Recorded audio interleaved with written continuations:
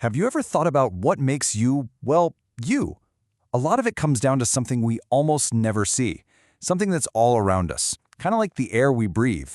We're talking about culture. And no, it's not just about food or music. It's the invisible blueprint that shapes pretty much everything in our lives. I absolutely love this quote because it just nails it. Culture is this invisible script, right? It's this powerful, unseen force that connects us to our families, to our communities, to whole societies. It's guiding our interactions every single day, often in ways we don't even consciously realize. So, here's how we're going to break this all down. First, we'll define that invisible script. Then, we'll look at the big picture, the primary levels of culture. After that, we'll zoom in on the details, the sub-levels. Then, and this is the cool part, we'll see how they all combine to create your unique identity. And finally, we'll talk about why this all matters. All right, first things first. Let's get a really solid handle on what we're actually talking about here. What even is culture? Okay, so here's the formal definition. It's the whole shebang. The shared beliefs, behaviors, even the stuff that a group has in common. But here's the thing you got to remember. Culture operates on so many different scales at once. It can be massive, like your nationality. But it can also be super specific, like the inside jokes and routines you have at your workplace. Now let's start peeling back the layers. We're going to begin with what our sources call the primary levels of culture. Think of these as the huge foundational categories that have a really profound effect on the person you become. As you look at this list, you can probably see yourself in a bunch of these, right? But let's make it real for a second. Can you think of a specific moment when one of these really clicked for you? Maybe a time you suddenly became aware of your racial identity, or a conversation that made you truly understand your family's social class for the first time. Or even that moment you felt totally in sync, or maybe completely out of step, with your generation, say Gen Z or Millennial. See, these aren't just labels, they are lived experiences that fundamentally shape how we see the world.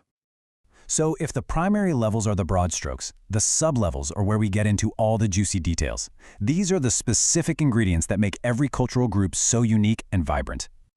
First up, you've got beliefs. These are the deep-down core truths a culture is built on, like the concept of karma in Hinduism. These are the roots. And from those beliefs, you get traditions. These are the practices that get passed down, creating a real sense of shared history. Think about a family tradition that just makes you feel connected, like Thanksgiving dinner, or a certain way you celebrate a holiday. That feeling, that's culture in action. Of course, culture has a soundtrack too. Music is such a powerful way to tell stories and express identity. It can literally carry the spirit of a place, like how reggae does for Jamaica. And finally, you have customs. These are the everyday behaviors that feel totally normal to you, but might be unique to your culture, like bowing as a greeting in Japan. They're the little signals that say, hey, you're one of us. And here's the most important part to get. These details, the beliefs, the traditions, the music, the customs, they don't exist in a vacuum. They all weave together, kind of like threads in a tapestry, creating the totally unique pattern of a culture, and, as we're about to see, the unique pattern of you. This brings us to a really fascinating and I think crucial concept called intersectionality. This is where we see how all these different layers come together to make you who you are. So, what is intersectionality? At its core, it's the idea that you aren't just one thing. You're not just your race, or just your gender, or just your nationality. It's about how all those different parts of your identity overlap and interact with each other to create your own personal, one-of-a-kind experience of the world. This example illustrates it perfectly. So take one primary level, being Hispanic. Now add another one, being from the Southwest US. The intersection, where those two identities meet, creates something totally new and distinct.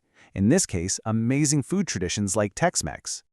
Here's another fantastic modern example. What happens at the intersection of being Gen Z and being Muslim?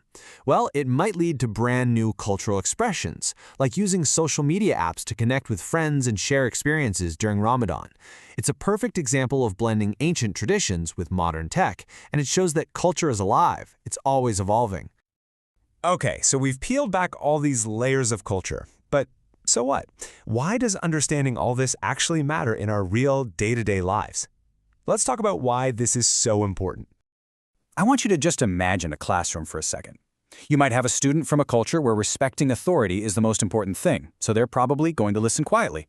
But then you have another student from a culture that encourages open debate, and they might feel totally comfortable challenging ideas. Without cultural awareness, you can see how easily these differences could lead to some big misunderstandings. And that brings us to what might be one of the most critical skills you can have today, cultural competency. It's really the skill of being able to interact effectively and respectfully with people who come from different backgrounds. And this isn't just a work thing. It's about being a good neighbor, a good friend, a good human in this incredibly connected world we all share. Let's just pause on this quote for a moment, because it is so important. It reminds us that understanding culture isn't like memorizing a list of facts. It's about recognizing that every single one of us has a cultural lens that shapes how we see everything.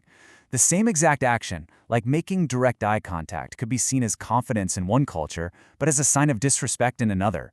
It's not what you see, it's how your script tells you to interpret it. So, what's the big takeaway here? It's that cultural understanding is a journey. It's not some destination you arrive at. It's really a mindset, a commitment to staying curious, to being empathetic, and to being brave enough to step outside of what's comfortable, to see the world through someone else's eyes. And that brings us right to our final thought. As we wrap this up, I want to leave you with a question to chew on. Of all those sublevels we talked about, traditions, music, beliefs, customs, which three have had the most profound impact on shaping the person you are today? Really think about it. It's a great first step to understanding your own invisible script.